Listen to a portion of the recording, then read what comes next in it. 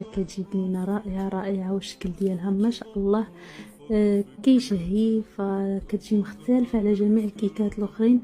كيجي المذاق ديالها غزال ما شاء الله. وشوفوا القوام كيفاش داير. ما نزيدش نطول عليكم ونخليكم مع المكونات والطريقه. غادي نحتاجو 3 حبات ديال البيض يكونوا بدرجه حراره المطبخ، مع كاس من السكر ورشه ديال الملح. كنطربوا الكل مزيان مزيان حتى كيضاعف الحجم ديالو، كيولي على هذا الشكل.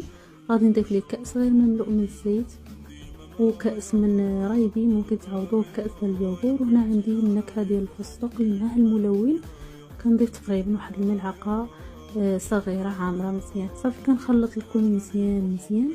وغادي نضيف لهم 2 كيسان ونص من الدقيق مع خماره فئه 15 غرام. كنخلطوهم حتى كيدخلوا في الخليط مزيان. صافي غادي نفرغهم في مول اللي دهنته بشويه تاع الزيت ورشيته بالدقيق. كندخلهم على 170 درجه تقريبا لمده ديال 45 دقيقه حتى ل 50 دقيقه. دائما كنجربوا الكيكه بواحد الكيردون ولا سكين، الا خرج ناشف راها طابت، وكنخليوه على جنب. بالنسبه للتزيين خديت 100 غرام من الشوكولاته البيضاء، دوتها مع 5 ملاعق من الزيت. كنضيف ليها شويه من عجينه الفستق، كتبقى اختياريه ماشي ضروري.